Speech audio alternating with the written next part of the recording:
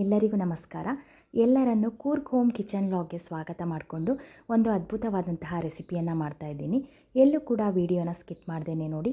In case ನನ್ನ video ಏನಾದರೂ ಇಷ್ಟ ಆದರೆ ಪ್ಲೀಸ್ ಒಂದು ಲೈಕ್ ಮಾಡಿ, ಹಾಗೆಯೇ ನಿಮ್ಮ ಫ್ರೆಂಡ್ಸ್ ಆ್ಯಂಡ್ ಫ್ಯಾಮಿಲಿಗೆಲ್ಲ ಶೇರ್ ಮಾಡಿ ಅಂತ ಹೇಳ್ತಾ ಇವತ್ತಿನ ವಿಡಿಯೋವನ್ನು ಸ್ಟಾರ್ಟ್ ಮಾಡೋಣ ಬನ್ನಿ.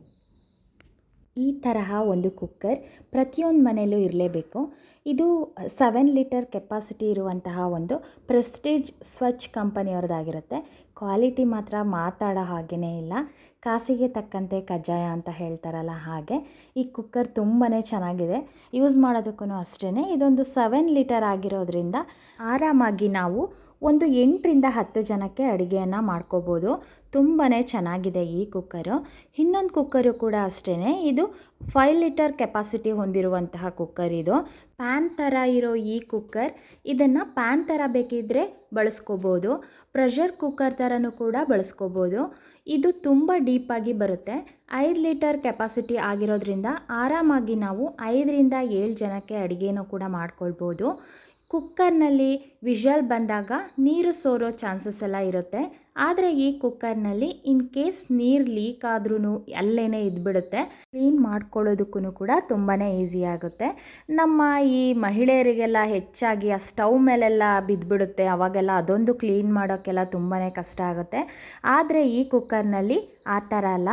ಈಗ ನೋಡಿ ಇಲ್ಲಿ ಕೊಟ್ಟಿದ್ದಾರಲ್ವ, ಅಲ್ಲೇ ಇದ್ಕೊಬಿಡುತ್ತೆ, ಅದು ಕೆಳಗಡೆ ಬೀಳಲ್ಲ. ನಮಗೆ ಕ್ಲೀನ್ ಮಾಡುವಾಗ ತುಂಬಾ ಈಸಿಯಾಗಿ ಕೂಡ ಕ್ಲೀನ್ ಮಾಡ್ಕೊಳ್ಬೋದು. ಈ ಕುಕ್ಕರ್ನಲ್ಲಿ ಇನ್ ಕೇಸ್ ನೀರು ಲೀಕ್ ಆದ್ರೂ ಕೂಡ ಅಲ್ಲೇ ಇರುತ್ತೆ. ಹಾಗೆಯೇ ಪ್ರೆಷರ್ ಇಂಡಿಕೇಟರ್ ಸಹ ಕೊಟ್ಟಿರ್ತಾರೆ. ಇದು ಒಂದು ಬೆಸ್ಟ್ ಇನ್ವೆಸ್ಟ್ಮೆಂಟ್ ಅಂತಲೇ ಹೇಳ್ಬೋದು. ನನಗಂತೂ ಈ ಕುಕ್ಕರ್ಗಳಲ್ಲಿ ಅಡುಗೆ ಮಾಡೋದಕ್ಕೆ ತುಂಬಾ ಖುಷಿಯಾಗುತ್ತೆ. ತುಂಬಾ ಈಸಿಯಾಗಿಯೂ ಕೂಡ ಕ್ಲೀನ್ ಮಾಡ್ಕೊಳ್ಬೋದು. ಹಾಗೆಯೇ ಸ್ಟವ್ ಮೇಲೆ ಬೀಳೋದಾಗಲಿ ಈ ಒರೆಸು ಅಂಥದ್ದಾಗಲಿ ಏನೂ ಇರಲ್ಲ. ತುಂಬಾ ಚೆನ್ನಾಗಿದೆ 2 ಕುಕ್ಕರ್ಗಳನ್ನೂ ಕೂಡ. ನಿಮಗೂ ಕೂಡ ಈ ವಿಡಿಯೋನ ನೋಡಿದ ಮೇಲೆ ಹೇಗನ್ನಿಸ್ತು ಅಂತ ಹೇಳಿಬಿಟ್ಟು ಕಾಮೆಂಟ್ ಬಾಕ್ಸಲ್ಲಿ ಕಮೆಂಟ್ ಮಾಡಿ ತಿಳಿಸಿ.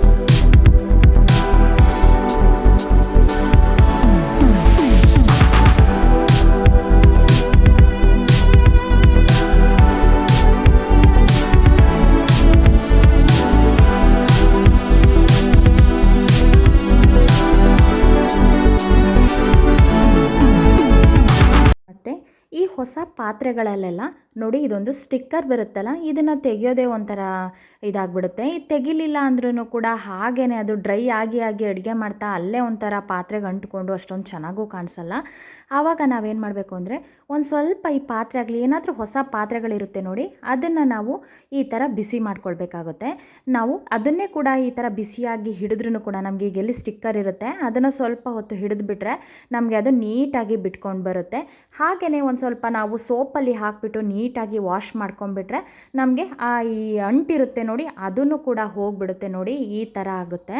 ಇದು ಬೇಗನೂ ಕೂಡ ಹೋಗಿಬಿಡುತ್ತೆ. ಒಂದೊಂದು ಪಾತ್ರೆಗಳೆಲ್ಲ ನಾವು ಅದನ್ನು ತೆಗಿಯೋದೇ ಇಲ್ಲ, ಹಾಗೇ ಯೂಸ್ ಮಾಡ್ತಾ ಅದು ಒಂದು ಅಲ್ಲೇ ಒಂಥರ ಕಪ್ಪಾಗಿಬಿಡುತ್ತೆ ಬಿಸಿ ಆಗ್ತಾ. ಇದನ್ನು ನಾವು ಸ್ವಲ್ಪ ಬಿಸಿಯಲ್ಲಿ ಈ ಥರ ಹಿಡಿದ್ಬಿಟ್ಟು ನಾವು ಅದನ್ನು ಬಿಸಿ ಆದ ನಂತರ ಸ್ವಲ್ಪ ಎಳೆದ್ಬಿಟ್ರೆ ನಮಗೆ ನೀಟಾಗಿ ಬಂದುಬಿಡುತ್ತೆ.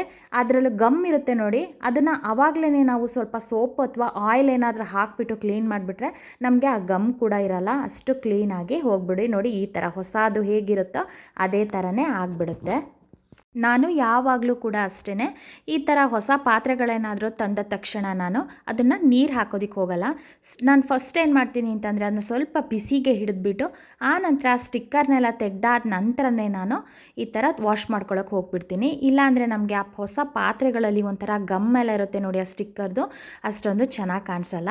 ಈ ಥರ ಸ್ಟಿಕ್ಕರ್ಗಳನ್ನ ತೆಗೆಯೋದಕ್ಕೆ ನಮ್ಮ ಅತ್ತೆಯವರು ನನಗೆ ಹೇಳ್ಕೊಟ್ಟಿದ್ದು, ನಾನು ಕೂಡ ಹಾಗೇ ಅದನ್ನು ತೆಗಿತಾ ಇದ್ದೀನಿ.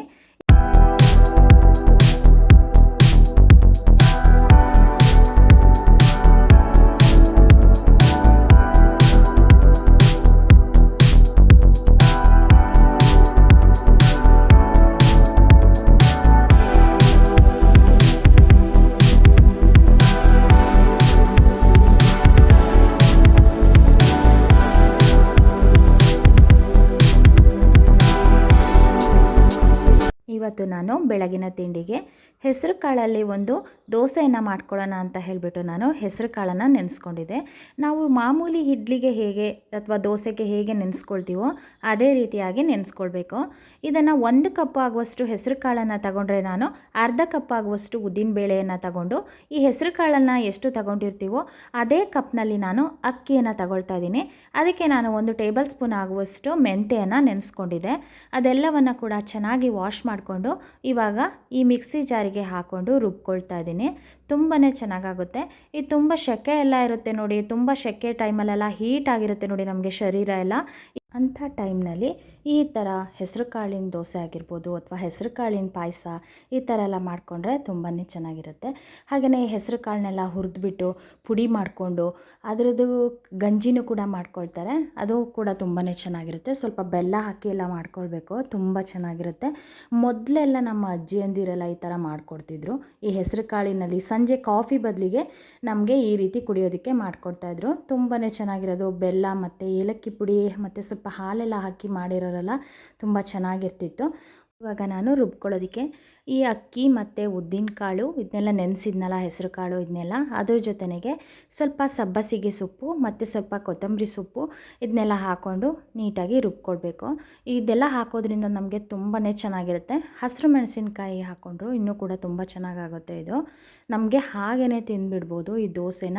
ನಮಗೆ ಈ ಚಟ್ನಿ ಪಲ್ಯ ಅವಶ್ಯಕತೆನೇ ಇರೋದಿಲ್ಲ, ಅಷ್ಟು ಚೆನ್ನಾಗಿ ಬರುತ್ತೆ ನೋಡಿ. ಈ ಥರ ಒಂದು ಸ್ವಲ್ಪ ನಮಗೆ ಖಾರ ಎಷ್ಟು ಬೇಕೋ ಅಷ್ಟು ನೋಡಿಕೊಂಡು ನಾವು ಹಸಿರು ಮೆಣಸಿನ್ಕಾಯಿನ ಹಾಕ್ಕೊಂಡು ಅದಕ್ಕೆ ಸ್ವಲ್ಪ ರುಚಿಗೆ ತಕ್ಕಷ್ಟು ಉಪ್ಪನ್ನು ಹಾಕ್ಕೊಳ್ಳೋಣ. ಇವಾಗ ಉಪ್ಪನ್ನು ಹಾಕಿದ ನಂತರ ನಾವು ಇದಕ್ಕೆ ಸ್ವಲ್ಪ ನೀರು ಎಷ್ಟು ಬೇಕೋ ಅಷ್ಟು ಹಾಕ್ಕೊಂಡು ರುಬ್ಕೊಳ್ಳೋಣ ಚೆನ್ನಾಗಿ.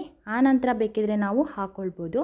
ಇವಾಗ ಸ್ವಲ್ಪ ನೀರನ್ನು ಹಾಕ್ಕೊಂಡು ನಾವು ರುಬ್ಕೊಂಡು ಆನಂತರ ನಮಗೆ ಎಷ್ಟು ಬೇಕಷ್ಟು ನೀರನ್ನು ಹಾಕ್ಕೊಂಡು ರುಬ್ಕೊಳ್ಬೋದು. ತುಂಬಾ ಚೆನ್ನಾಗಿರುತ್ತೆ. ಈ ಮಕ್ಕಳೆಲ್ಲ ನಾವು ಹೆಸರು ಕಾಳು ದೋಸೆ ಮಾಡಿದ್ದೀವಿ ಅಂತ ಹೇಳಿದ್ರೇ ತಿನ್ನಲ್ಲ. ಹಾಗಾಗಿ ಈ ರೀತಿಯಾಗಿ ಮಾಡಿಕೊಟ್ಟು ಮಾಮೂಲಿ ದೋಸೆ ಅಂತೆಲ್ಲ ಹೇಳ್ಕೊಟ್ಬಿಟ್ರೆ ಚೆನ್ನಾಗೂ ತಿಂತಾರೆ, ಅವರಿಗೂ ಕೂಡ ತುಂಬಾ ಒಳ್ಳೆಯದು. ಈ ಮಕ್ಕಳುಗಳು ನಾವು ಏನಾದರೂ ಹೆಸರು ಕಾಳಿಂದ ಏನಾದರೂ ಮಾಡಿಕೊಟ್ರೆ ತಿನ್ನೋದಕ್ಕೂ ಕೂಡ ಈ ಹೆಸರು ಕಾಳು ನೆನೆಸ್ಬಿಟ್ಟು ಕೊಟ್ಟರೆ ಸಲಾಡ್ ಥರ ಎಲ್ಲ ಮಾಡಿಕೊಟ್ರೆ ಅವರು ತಿನ್ನಲ್ಲ. ಈ ರೀತಿಯಾಗಿ ದೋಸೆ ಎಲ್ಲ ಮಾಡಿಕೊಂಡ್ರೆ ತುಂಬ ಚೆನ್ನಾಗಿ ಕೂಡ ತಿಂತಾರೆ, ಅವರಿಗೂ ಕೂಡ ಇಷ್ಟ ಆಗುತ್ತೆ. ಈ ಹಿಟ್ಟನ್ನು ನಾವು ಈ ಉದ್ದಿನ ದೋಸೆಗೆಲ್ಲ ಹೇಗೆ ರುಬ್ಕೊಳ್ತೀವೋ ಹಾಗೇ ರುಬ್ಕೊಳ್ಬೇಕು. ಈ ಬೇರೆ ಬೇರೆಯಾಗಿ ರುಬ್ಕೊಳ್ಬೇಕು ಆ ಥರ ಏನಿಲ್ಲ. ಇದಕ್ಕೆ ಅನ್ನ ಒಂದು ಬಿಟ್ಟು ನಾವು ಮಾಮೂಲಿ ದೋಸೆಗೆ ಹೇಗೆ ಹಾಕ್ಕೊಳ್ತೀವೋ ಅದೇ ರೀತಿಯಾಗಿ ಹಾಕ್ಕೊಳ್ಬೇಕು. ಇದಕ್ಕೆ ಅನ್ನ ಒಂದು ಹಾಕ್ಕೊಳ್ಳೋ ಹಾಗಿಲ್ಲ, ನಾನು ಅವಲಕ್ಕಿ ಎಲ್ಲ ಸೇರಿಸ್ಕೊಳ್ತಾ ಇಲ್ಲ. ಈ ಉದ್ದಿನ ಕಾಳು ಮತ್ತು ಹೆಸರು ಕಾಳು ಮತ್ತು ಅಕ್ಕಿ ಮತ್ತು ಮೆಂತೆ ಇದೆಲ್ಲವನ್ನು ನಾನು ಚೆನ್ನಾಗಿ ನೆನೆಸ್ಕೊಂಡಿದ್ದೆ ರಾತ್ರಿಯೇ.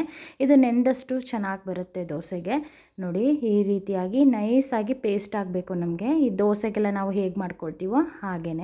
ನಮಗೆ ನೀರೇನಾದರೆ ಬೇಕು ಅಂತ ಅನಿಸಿದ್ರೆ ಅದೇ ಜಾರಿಗೆ ಸ್ವಲ್ಪ ನೀರನ್ನು ಹಾಕ್ಕೊಂಡು ಅದನ್ನು ತೊಳ್ಕೊಂಡು ಸ್ವಲ್ಪ ಹಾಕ್ಕೊಂಡ್ರು ಸಾಕಾಗುತ್ತೆ.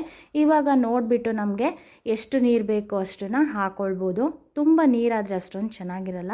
ನಾನಿವಾಗ ಒಂದು 10 ನಿಮಿಷ ಹಾಗೇ ಮುಚ್ಚಿಬಿಟ್ಟು ಇಟ್ಕೊಂಡಿರ್ತೀನಿ. ಈ ರೀತಿ 10 ನಿಮಿಷ ಆದ ನಂತರ ನಾನು ಈ ದೋಸೆನ ಮಾಡ್ಕೊಳ್ತೀನಿ. ಇವಾಗ 10 ನಿಮಿಷ ಆಗಿದೆ. ಇವಾಗ ದೋಸೆನ ಮಾಡ್ಕೊಳ್ತೀನಿ. ಒಂದು ತವಾವನ್ನು ಬಿಸಿ ಆಗೋದಕ್ಕೆ ಇಟ್ಕೊಂಡಿದ್ದೆ. ಅದ್ರ ಮೇಲೆ ನಾವು ಮಾಮೂಲಿಯಾಗಿ ದೋಸೆಯನ್ನು ಹೇಗೆ ಹಾಕ್ಕೊಳ್ತೀವೋ ಅದೇ ರೀತಿಯಾಗಿ ಹಾಕ್ಕೊಳ್ಳೋದು ಅಷ್ಟೇ. ಇವಾಗ ನಾವು ಉದ್ದಿನ ದೋಸೆಗಾದರೆ ಒಂದು 6 ಗಂಟೆ ನೆನೆಸ್ಬಿಟ್ಟು ಅಕ್ಕಿಯನ್ನು ಆನಂತರ ಇನ್ನೊಂದು 6 ಗಂಟೆ ಬೆಳಗ್ಗೆ ನಾವು ದೋಸೆಯನ್ನು ಮಾಡ್ಕೊಳ್ತೀವಿ. ಇದು ಹಾಗಲ್ಲ, ನಾವು ಒಂದು ದಿನ ನೆನೆಸಿದ್ರೆ ಸಾಕಾಗುತ್ತೆ, ಒಂದು ರಾತ್ರಿ ನೆನೆಸಿದ್ರೂ ಕೂಡ ಸಾಕು, ಬೆಳಗ್ಗೆ ನಾವು ದೋಸೆಯನ್ನು ಮಾಡ್ಕೊಂಡ್ಬಿಡ್ಬೋದು. ತುಂಬಾ ಚೆನ್ನಾಗಾಗುತ್ತೆ ನೋಡಿ.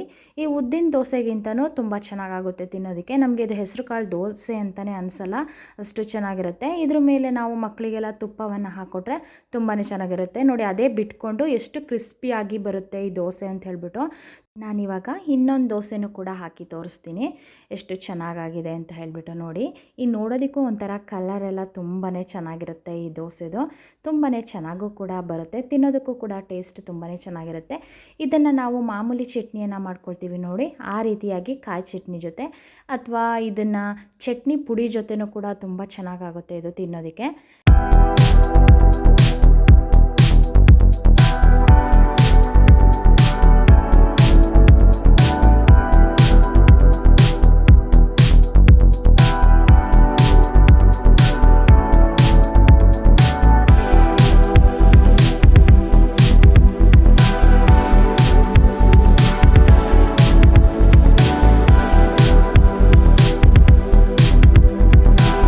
ಕಾಳಿನ ದೋಸೆ ತುಂಬಾ ಸೂಪರಾಗಿ ರೆಡಿಯಾಗಿದೆ.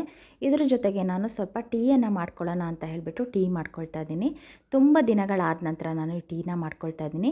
ಹೆಚ್ಚಾಗಿ ನಾವು ಕಾಫಿನೇ ಕುಡಿಯೋದ್ರಿಂದ ಇವತ್ತು ನಾನು ಟೀ ಮಾಡ್ಕೊಳ್ಳೋಣ ಇದ್ರ ಜೊತೆ, ಅಂದರೆ ಸೆಕೆನೇ ಇರುತ್ತಲ್ವ, ಹಾಗಾಗಿ ಸ್ವಲ್ಪ ಟೀ ಕುಡಿಯೋಣ ಅಂತ ಹೇಳ್ಬಿಟ್ಟು ಮಾಡ್ಕೊಳ್ತಾ ಇದ್ದೀನಿ.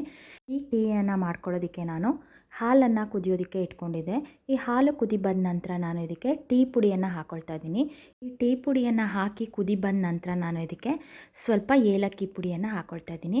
ಹಾಗೆಯೇ ಹಸಿ ಶುಂಠಿ ಇದ್ರೂ ಕೂಡ ಚೆನ್ನಾಗಾಗುತ್ತೆ. ನಾನು ಈ ಶುಂಠಿಯನ್ನು ಈ ಬಿಸಿಲಿರೋದ್ರಿಂದ ಒಣಗಿಸ್ಬಿಟ್ಟು ಪುಡಿ ಮಾಡಿ ಇಟ್ಕೊಂಡಿದ್ದೆ. ಆ ಶುಂಠಿ ಪುಡಿಯನ್ನು ನಾನು ಹಾಕ್ಕೊಳ್ತಾ ಇದ್ದೀನಿ. ನೋಡಿ, ಇವಾಗ ಚೆನ್ನಾಗಿ ಎಲ್ಲವನ್ನು ಮಿಕ್ಸ್ ಮಾಡ್ಕೊಳ್ಳೋಣ. ಇವಾಗ ಇದೆಲ್ಲ ಮಿಕ್ಸ್ ಮಾಡಿ ಆದ ನಂತರ ನಾನು ಇದಕ್ಕೆ ಸ್ವಲ್ಪ ಲೆಮನ್ ಗ್ರಾಸ್ ಇದ್ದರೆ ಹಾಕ್ಕೊಂಡ್ರೆ ತುಂಬ ಚೆನ್ನಾಗಿರುತ್ತೆ. ನಾನು ಅದಕ್ಕೆ ಸ್ವಲ್ಪ ಹಾಕ್ಕೊಳ್ತಾ ಇದ್ದೀನಿ. ಇದಕ್ಕೆ ಸ್ವಲ್ಪ ತುಳಸಿ ಎಲೆಯನ್ನು ಕೂಡ ನಾನು ಹಾಕ್ಕೊಳ್ತಾ ಇದ್ದೀನಿ. ಇದೆಲ್ಲ ಇಷ್ಟ ಆಗೋರಿಗಿದ್ದರೆ ಮಾತ್ರ ಹಾಕ್ಕೊಳ್ಬೋದು, ಇದೆಲ್ಲ ಬೇಡ ಅನ್ನೋರು ಇದನ್ನೆಲ್ಲ ಸ್ಕಿಪ್ ಮಾಡ್ಕೊಳ್ಬೋದು. ನನಗೆ ಇದನ್ನೆಲ್ಲ ಹಾಕಿದ್ರೆ ತುಂಬ ಇಷ್ಟ ಆಗುತ್ತೆ, ಅದಕ್ಕೆ ನಾನು ಹಾಕ್ಕೊಳ್ತಾ ಇದ್ದೀನಿ. ಇದಕ್ಕೆ ಸ್ವಲ್ಪ ನಮಗೆ ಎಷ್ಟು ಬೇಕು ಸಕ್ಕರೆಯನ್ನು ಹಾಕ್ಕೊಂಡು ನಾವು ಇವಾಗ ಚೆನ್ನಾಗಿ ಒಂದು 2 ನಿಮಿಷ ಕುದಿಸಿದ್ರೆ ನಮಗೆ ಬಿಸಿ ಬಿಸಿಯಾದ ಮಸಾಲೆ ಟೀ ಅಂತನಾದ್ರೂ ಹೇಳ್ಕೊಬೋದು, ಅಥವಾ ಏಲಕ್ಕಿ ಟೀ ಅಂತನಾದರೂ ಹೇಳ್ಕೊಳ್ಬೋದು. ಆ ರೀತಿಯಾಗಿ ದೋಸೆಯೊಂದಿಗೆ, ನಮಗೆ ಹೆಸರು ಕಾಳಿನ ದೋಸೆಯೊಂದಿಗೆ ಈ ಟೀ ಕೂಡ ರೆಡಿಯಾಗಿದೆ. ತುಂಬ ಚೆನ್ನಾಗಿರುತ್ತೆ. ನನಗಂತೂ ಈ ತಿಂಡಿ ತಿನ್ನುವಾಗ ಟೀ ಕಾಫಿ ಆಗಲಿ ಏನಾದರೂ ಒಂದು ಇದ್ರೇ ನನಗೆ ತಿನ್ನೋದಕ್ಕಾಗೋದು. ಇಲ್ಲಾಂದರೆ ನನಗೆ ಈ ತಿಂಡಿ ತಿನ್ನೋಕ್ಕೇ ಮನಸ್ಸು ಬರಲ್ಲ. ಇವತ್ತಿನ ವಿಡಿಯೋ ಇದಾಗಿತ್ತು. ಎಲ್ರಿಗೂ ನನ್ನ ವಿಡಿಯೋ ಇಷ್ಟ ಆದರೆ ಪ್ಲೀಸ್ ಸಬ್ಸ್ಕ್ರೈಬ್ ಮಾಡಿ, ಲೈಕ್ ಮಾಡಿ ಮತ್ತು ಶೇರ್ ಮಾಡಿ. ಯಾರೆಲ್ಲ ನನ್ನ ವಿಡಿಯೋನ ನೋಡ್ತಿದ್ರೋ ಅವರು ಪ್ಲೀಸ್ ಸಬ್ಸ್ಕ್ರೈಬ್ ಮಾಡಿಕೊಂಡು ನನ್ನ ವಿಡಿಯೋನ ನೋಡಿ. ಹಾಗೆಯೇ ಈ ವಿಡಿಯೋ ಏನು ಅನ್ನಿಸ್ತು ಅಂತ ಹೇಳಿಬಿಟ್ಟು ಕಮೆಂಟ್ ಬಾಕ್ಸ್ನಲ್ಲಿ ತಿಳಿಸಿ. ನಿಮ್ಮ ಕಮೆಂಟ್ನ ಓದೋದಕ್ಕೆ ನಾನು ಕಾಯ್ತಾ ಇರ್ತೀನಿ. ಎಲ್ಲರಿಗೂ ಧನ್ಯವಾದಗಳು. Thank you.